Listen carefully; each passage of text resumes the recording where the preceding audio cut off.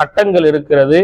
அதே நேரத்தில் இந்த யாசின் சூராவினுடைய ஒவ்வொரு வசனங்களுக்கும் ஒரு தனி மகத்துவமும் ஒரு தனி பெரும் பிரச்சனைகளுக்கான தீர்வுகளும் சூரத்துல் யாசீனில் இருக்கிறது. எனவே இந்த சூறாவை நாம் முதல் மனனம் செய்யக்கூடிய சூறாவாக நாம தேர்வு செய்து கொள்கின்றோம்.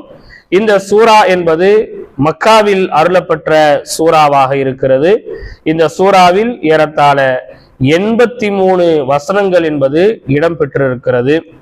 ஒரு அறவே குரான் ஓத தெரியாதவங்க கூட நாம ஓதுறதை கேட்டு மனப்பாடம் பண்ணக்கூடிய அளவுக்கு தான் இந்த சூறாவினுடைய மனன வகுப்பை நாம அமைக்க போறோம். சுத்தமாவே குரான் ஓத தெரியல, ஆனா யாசினை நாங்க ஓதுறோம்.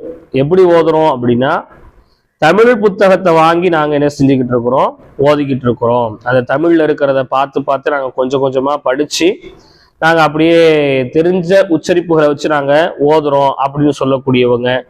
அதே நேரத்துல சுத்தமாவே எங்களுக்கு தெரியாது, ஆனா யாசினை கேட்டு நாங்க படிச்சிருக்கிறோம் அப்படின்னு சொல்லக்கூடியவங்க.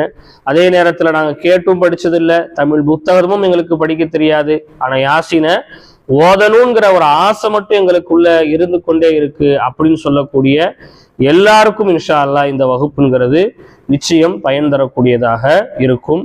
இந்த சூரத்துல் யாசின் குரான்ல எங்க இருக்கு, எப்படி கண்டுபிடிக்கணும், எப்படி எடுக்கணும் அப்படிங்கிறதையும் நான் சொல்லிடுறேன். குரான்ல 30 ஜுசுக்கள் இருக்கிறது.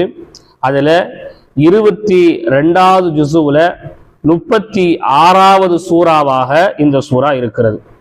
கண்டுபிடிக்க நீங்க 2 வழியை யூஸ் பண்ணுங்க. பெரும்பாலும் யாசின் எல்லாருக்கும் தெரியும். குரான்ல ஓத தெரியாதுன்னா கூட யாசினை எடுத்து வச்சு பார்க்கறதுக்காக தெரியும். இருந்த போதிலும் அதுவும் தெரியாமல் இருக்கக்கூடிய சில நபர்களுக்காக இந்த டிப்ஸை நான் சொல்றேன். உங்களுடைய குரானை நீங்க இந்த மாதிரி எடுத்து கையில வச்சிருங்க. இப்படி எடுத்துட்டீங்கன்னா இந்த வலது பக்கம் இருக்கு பாருங்க. இந்த குரான்லயே வலது பக்கம் இடது பக்கம், இந்த ஒரு பேப்பர்லயே 2ஆ பிரிச்சிருவோம். இது வலது பக்கம், இது இடது பக்கம். சரியா? இந்த வலது பக்கத்துல பாத்தீங்கன்னு சொன்னா ஜுசுவினுடைய பேர் இருக்கும். உதாரணமா இந்த பாருங்க, இங்க இருக்கும். இது வந்து ஜுசுவினுடைய பேர். சரியா? ஒமை யக்னுத் 22வது ஜுசு. நீங்க ஒமை யக்னுத் 22வது ஜுசுவை எடுத்துக்கிட்டு நீங்க அப்படியே பெரட்டிக்கிட்டே வந்தீங்கன்னு சொன்னா கிட்டத்தட்ட ஒரு அரை ஜுசு தாண்டினதுக்கு பின்னாடி இந்த யாசினும் வந்துடும்.